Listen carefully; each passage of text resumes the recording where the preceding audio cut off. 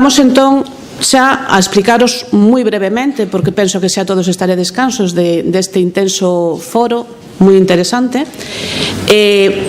Fondo Europeo Marítimo Pesqueiro, Grupo de Acción Local de Pesca, Estrategia de Desenvolvemento Local Participativo. Do primeiro penso que non resta falar máis, porque o fixeron de forma excelente, tanto a subdirectora de Acuicultura como a subdirectora de Innovación. Eles falaron xa, polo meiúdo, de en que consiste o Fondo Europeo Marítimo de Pesca. Eu simplemente reseñar que nós estamos encuadrados no S4, ¿no? Entonces, en esa prioridade 4, en donde se fala de o desenvolvemento sustentable das zonas costeiras. Os grupos de acción local de pesca. Os grupos de acción local de pesca somos asociacións sin ánimos de lucro. Non somos administración, aínda que a administración forma parte de nós, por dúas vertientes. Por un lado temos un convenio de colaboración coa Consellería del Mar, con la que colaboramos, e por outro lado temos dentro dos nosos componentes administracións locais, ¿no? Pero insisto, non somos administración pública. Somos grupos que están repartidos por toda a Unión Europea. En Galicia temos 8, e no resto da Unión penso que xa están preto dos 400 grupos, non, de todas as costas europeas. E, por outro lado, a Estrategia de Desenvolvemento Local Participativo. Esta estrategia é a nosa ferramenta, non? Europa considera importante deixar unha labor tan importante nos grupos como é o desenvolvemento do territorio. Consideran que son eles os que teñen máis conocimiento de cales son as necesidades que se teñen que desenvolver. Entón, para eso les encomendan realizar unha estrategia, por supuesto, con unhas bases ou con obxectivos seguindo o Fondo Europeo Marítimo de Pesca, en donde eles podan, digamos, contemplar todas aqueles liñas de actuación que consideran importantes e desenvolver nestas zonas. Cada grupo de acción local pesqueiro de calquera parte de Europa ten a súa propia estrategia. O Gal Ría de Arousa comprende 11 concellos, un gal que ten, como veis, un tamaño bastante grande. De feito, os grupos o máximo que podían ter era 150.000 habitantes, e nós tivemos que ceder de alguna maneira Meaño, que era outro concello que tiñamos, porque nos pasábamos desa poboación que marca a Unión Europea, ¿no?, en este novo período. Veis que comprende desde Ribeira hasta Grove, pasando por os concellos de Pobra do Caramiñal, Boiro, Rianxo, Catoira, Vilagarcía, Vilanova, Cambados, A Illa e Ribadumia. Como os decía, somos unha asociación. E quen forma parte desa asociación? Pois temos sector pesqueiro.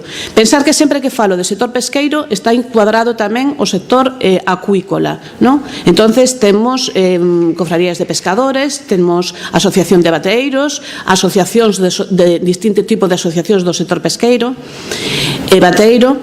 Despois temos tamén sector social. Aí podemos encuadrar todo o que se considere asociacións de tipo cultural, deportivo, sector económico, onde están as asociacións de empresarios, e sector público, onde encontramos todos os concellos que están encuadrados no GAL, e tamén as mancomunidades que, como sabedes, na Ría de Arousa temos dous, a de Arousa Norte e a de Arousa Sur. Isto sería o orzamento. Como veis, temos un orzamento total importante, bueno, polo menos para nosotros, que no primer período andábamos por os 3.000 euros, 3 millóns de euros, e agora temos en total 6 millóns e medio de euros, dos que 5 e medio, algo máis de 5 e medio, son os que se destinan a proxectos, que son os que tedes aquí, ¿no? Os proxectos se van por anualidades, van hasta 2020, aunque temos unha convocatoria corrida ao longo de todos estes anos. Eso sí, existe un período, ¿no?, antes do 1 de marzo de cada anualidade, en donde, como é concurrencia competitiva, pódense presentar os proxectos, e pasado ese 1 de marzo, se quedan fondos, habería unha nova, non convocatoria, pero sí valoración de proxectos antes do 1 de setembro. Os proxectos podedes ver que son productivos e non productivos, que xa falaremos despois, e que temos, repartidos os gastos por anualidades en torno a 1,5 millón de euros, sendo máis a cuantía dos productivos, 726.497,71 para cada anualidade, e non productivos que son de 400.000 euros. Pensade que, como falaba antes a súa directora, os proxectos tamén poden ser plurianuais, con lo cual podían coller un proxecto presentado no 2016 e parte do 2017 e incluso de 2018, sempre cando non superan os 30 meses. Vamos un pouco ao grano. Quen pode presentar os proxectos, como se poden presentar, cando se poden presentar e onde. En cuanto a canto, hoxe, desde que se fixo saliu a nova normativa de procedimento administrativo, sabedes que o que se pretende que sexan presentados a maioría dos proxectos por liñas electrónicas, por procedimentos electrónicos. De feito, as administracións locais xa teñen a obriga de facelo, pero bueno, nos recomendamos porque penso que é facilitar o tema para todos que se faga deste xeito. De todas maneiras, se non, tamén pode presentarse na sede do grupo, na sede do GAL, aqueles que non sexan administracións locais. Despois, para analizar cando e onde e quen, vamos a falar primeiro de que tipo de proxectos. Nós temos proxectos produtivos e proxectos non produtivos. Os proxectos produtivos, obviamente, como din a palabra, van a ter que proporcionar unha rendabilidade económica. Estes proxectos se poden subvencionar ata o 50%, mentras que os non produtivos poden buscar, máis bien, unha rendabilidade social, e estes se poden financiar incluso o 100%, sempre cando estemos hablando de proxectos de beneficiarios colectivos e interés colectivo, e que logo se faga publicidade dos resultados. Os requisitos, na orden de bases, que eu sempre intento recordar a calquera que ven a falar comigo que ten que terlo como libro de mesa, o sea, que ten que estar todo o día con ela mirando calquera apunte que ali poñe, non? Pero digamos que a nivel práctico hai dos requisitos fundamentais: estar empadronado ou ter a sede social ou fiscal en algún dos territorios do GAL e desenvolver o proxecto no ámbito territorial do GAL. Eso comprendería para cada GAL. Se hablamos da Ría de Arousa, tendría que cumplir estes requisitos para calquera dos 11 concellos que forman parte do GAL. Quen pode presentalos? Ben, os proxectos produtivos pode ser tanto unha persona física, un autónomo, ou persoas xurídicas que poderían ser sociedades limitadas, sociedades anónimas ou incluso cooperativas. E os non produtivos, sabedes que están restringidos a xente máis ben que teña que ver ou que teña relación co sector da pesca, marisqueo e aquicultura, cofradías de pescadores e subfederacións, asociacións profesionais do sector pesqueiro, entidades de ánimo de lucro integradas por cofradías, entidades públicas locais. E as asociacións, por exemplo, unha asociación cultural, se quere presentar un proxecto, tendría que tener a declaración de utilidade pública para poder presentarlo, senón non podería presentarlo. Tamén isto é novedoso deste novo período FEN, porque no período FEN non existía. As entidades sen ánimo de lucro que teñan entre os seus obxectivos fomentar a actividade náutica, promocionar os produtos pesqueiros do territorio, fomentar o medio ambiente mariño e costeiro e promover o patrimonio cultural marítimo pesqueiro. Con esta nova introdución entraron todas aquelas club náuticos ou asociacións que traballaran con embarcacións tradicionais que antes non podían ser beneficiarios de axudas. Ben, agora vamos a falar de algo que tamén é interesante. Antes falábamos de proxectos, digamos, individuais. Cada un presenta un proxecto, unha empresa chega e presenta o proxecto, pero temos a opción ou a posibilidade de que un proxecto se poda presentar de forma conxunta. Como? Pois unha agrupación de entidades. Por exemplo, nós tivemos proxectos de el Concello de Cambados que se asocia a Cofradía de Cambados e que eles configuran un proxecto para presentarlo. Aí teñen que ter cada un un compromiso, ter claro que se subvenciona cada un deles, nomear un representante e presentarían a documentación ante o órgano de xestión. Outro tipo de proxecto sería o de cooperación. O de cooperación va máis alá. non é dentro do noso GAL. Aquí xa estamos traballando con GALs dentro de Galicia, pero de outros GALs distintos do noso territorio. Pero non é o GAL o que solicita o proxecto, serían promotores dun GAL con promotores de outro GAL. Por exemplo, unha cofraría de un GAL que presenta con outras cofradías do noso GAL.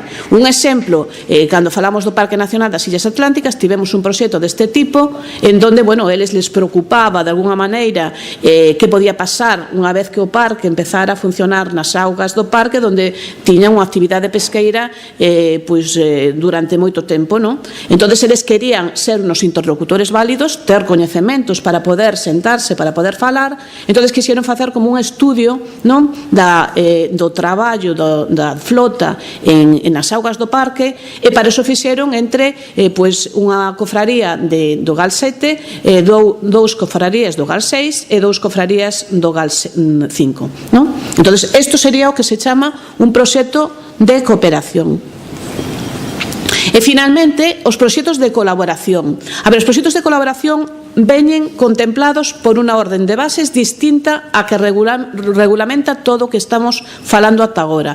É unha orden de bases en onde os grupos de acción costeira poden realizar proxectos eles mesmos entre eles ou con grupos de outras comunidades autónomas ou incluso de outros países. De feito, fai 2 semanas tivemos unha visita a Italia para falar e de facer un proxecto de colaboración de relevo xeracional con un grupo de la Emilia Romana de ali de o que é Italia.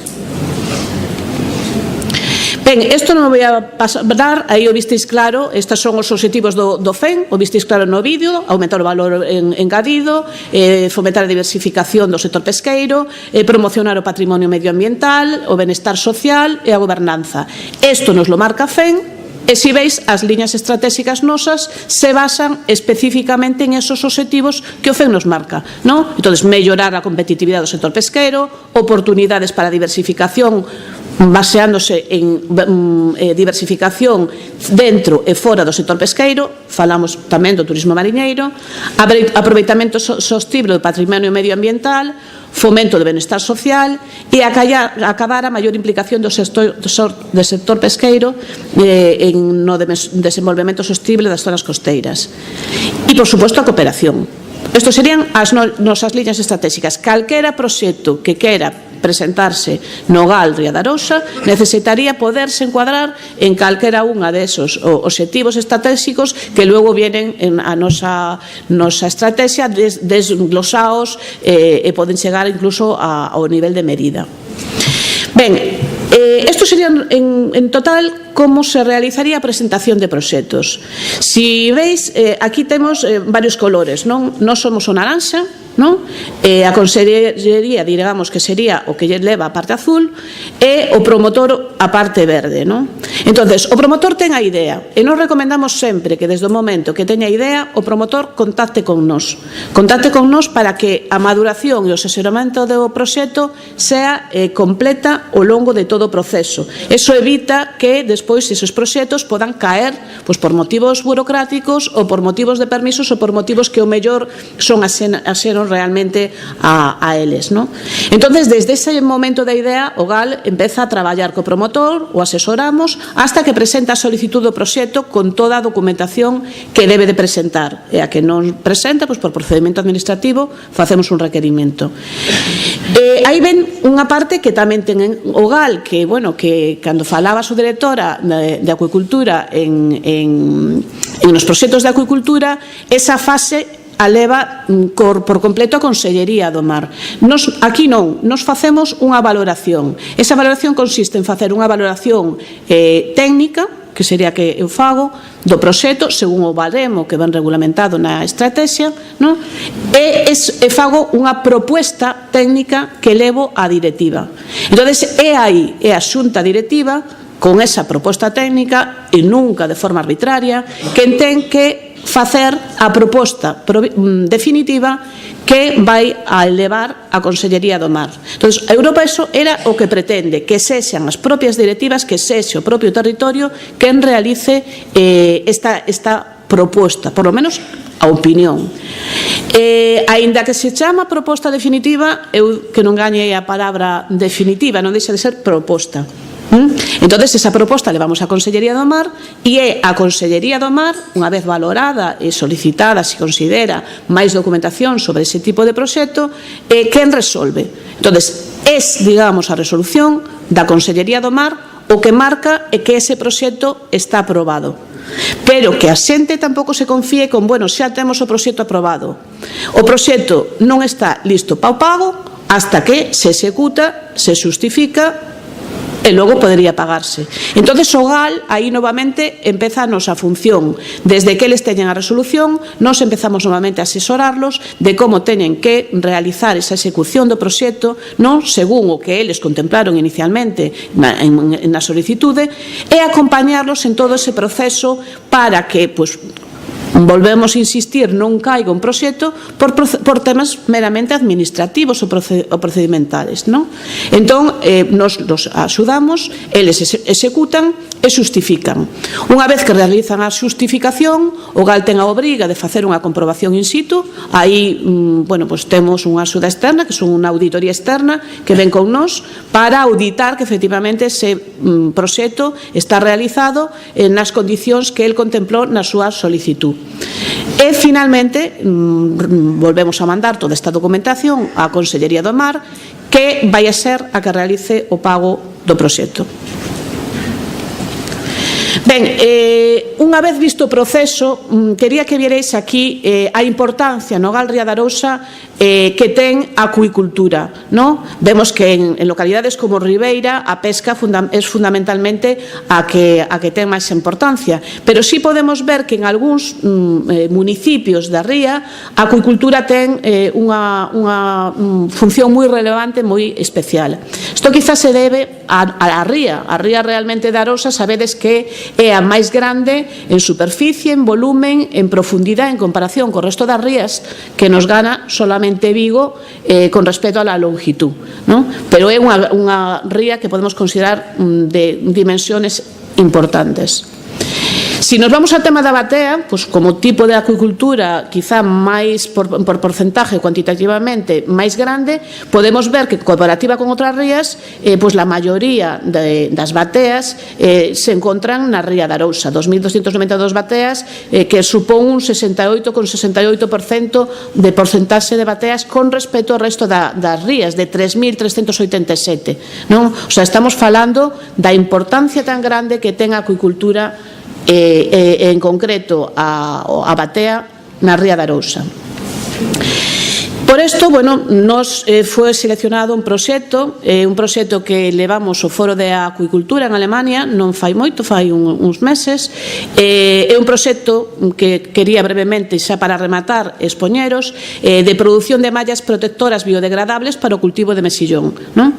Está presentado por unha empresa que está localizada en Pobra do Caramillal, é un proxecto produtivo dos que se pretende que teña unha rentabilidade económica e non é plurianual. Se presentou para realizarse ao longo do 2016. Donde encaixaría este proxecto no GAL? Pois este proxecto, al ser unha malla biodegradable, está tocando a innovación. Entonces, estamos falando de mellorar a competitividade do sector, neste caso o sector bateiro, pero utilizando innovación, I+D+I, investigación, desenvolvemento e innovación, non?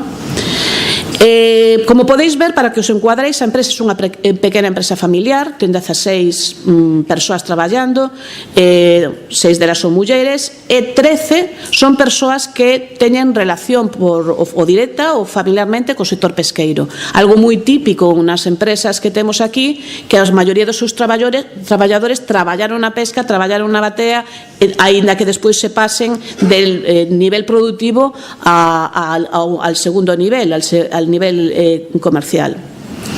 Ben, o ciclo da batea, pois penso que todos os coñecedes. Unha vez que se recolle a semilla, esta semilla é encordada, ese encorde, bueno, pois se pode desdoblar para o crecemento do produto. Unha vez recollido, bueno, pois ese mexillón pode ser utilizado para servicio en fresco ou pode ser utilizado para servicio en congelado ou transformación. Este proxecto ten uns antecedentes interesantes, no? Puesto que a empresa Ecoplas xa fixera proxectos de I+D+I usando polímeros intelixentes, no? O fixera por un proxecto da Universidade da Coruña e con outro Ecobionet de malla biodegradable en donde xa participou con empresas de toda Europa. Cal era a problemática? A problemática parece sinxela, non? Peces depredadores, doradas, sargos, comen o mexillón das cordas, as bateas as deixan sen produto, e isto supón unhas grandes pérdidas para a explotación do sector viticultor. En que consiste o proxecto? Bueno, pois o proxecto consiste en crear unha malla protectora realizada con polímeros biodegradables respetuosos co medio ambiente, o que se chaman, o que se denominan agora, que están tan en moda, bioplásticos, no? Estes bioplásticos son pois, el PHA, polihidroxialcanato, ou el PLA, polímeros de ácido láctico. Estos son producidos na naturaleza por acción das bacterias e de fermentación de azúcares, con lo cual sabedes que a maioría dos plásticos teñen unha vía útil enorme, non? Unha vida media enorme e se degradan con moitísima dificultad. Estou falando de todos os plásticos derivados del petróleo, non? Entonces, con este proxecto se pretende potenciar o mexillón ecolóxico, biopolímeros que cumplen a legislación do Consello Regulador da Agricultura Ecolóxica de Galicia, Creaga, e que le permiten ter o sello europeo de mexillón ecolóxico, sempre cando tamén eles cumplan de estar en zonas A e que cumplan unha serie de requisitos. Non basta que teñan este tipo de malla para que o mexillón obviamente se ecolóxico, pero sí contribuye a que se le poda dar esta certificación.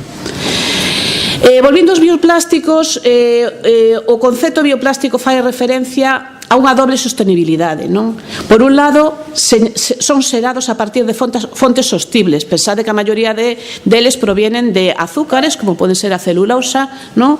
Ou a sacarosa, e se degradan naturalmente na naturaleza, sin ter eses longos períodos de degradación. Aquí os puse un pouco o que é o ciclo destes bioplásticos. Podedes ver que se orixinan precisamente das plantas, del almidón, de la celulosa, de lípidos incluso de azúcares. Entonces, ahí por medio de una fermentación, por medio de microorganismos, pues se produce el crecimiento de estos ácidos lácticos que después se van a transformar en polímeros, ¿no? Bueno, una vez aislados y purificados, y tenemos esos dos bioplásticos de los que falamos, ¿no? Estos bioplásticos, unha vez terminados, pues simplemente se pueden reciclar con facilidade, formando compost e descompoñéndose en CO2 e agua como a maioría dos produtos orgánicos. Entonces, positivo destes bioplásticos, reducen a pegada do carbono, un aforro enerxético na produción, dado que, bueno, pues, súa eliminación sabedes que non é tan complexa con eses plásticos derivados do petróleo, non consume materias primas non renovables, reducen os residuos non biodegradables que contaminan o medio ambiente, non conteñen aditivos perxudiciales para a saúde, non modifican o aroma e o sabor dos alimentos, o sea que non tocan as características organolépticas. A ver, o equipamento, pois sabedes, é sinxelo, confeccionar a malla protectora antidepredadores utilizando estes bioplásticos como produto para esa malla, entonces dando en consecuencia unha malla biodegradable. Tamén se pidieron, pois para, digamos, mellorar a comercialización, embalarse da malla para comercializar ese produto. Os resultados, bueno, pues eu penso que os resultados son resolver un problema importante do sector viticultor que le estaba producindo perdas, mellorar o impacto medioambiental dos produtos fabricados, abrir unha nova liña de produción da empresa que consolide emprego e potenciar a comercialización do mexillón ecolóxico. Por la miña parte, nada máis, animaros a que presentedes proxectos nos grupos de acción local de pesca, en concreto en este da Ría da Arousa, ou se non en calquera outro, se por localidade pois os pertenece a calquera outro. Aquí se expuxeron que eu coñecera dous, un con respecto ao mapa xenético do mexillón de Noia, e outro que é moi bonito tamén, que expuxeron onte con respecto respecto aos corales, non? E a granxa de corales. Entonces, como veis, onte fixe esa pregunta, foron incluso subvencionados no caso da granxa de corales casi o 100%, o 50% al ser unha empresa, pero quero dicir que a subvención foi para facer toda a infraestructura necesaria para levar a cabo. Entón, se tedes unha idea, se tedes calquera inquietude, que todavía non chega a idea, podedes contactar comigo sin compromiso ninguno, nos o analizamos e vemos a fórmula de poder levarlo a madurez suficiente para poder ser presentado con proxectos. Moitísimas gracias.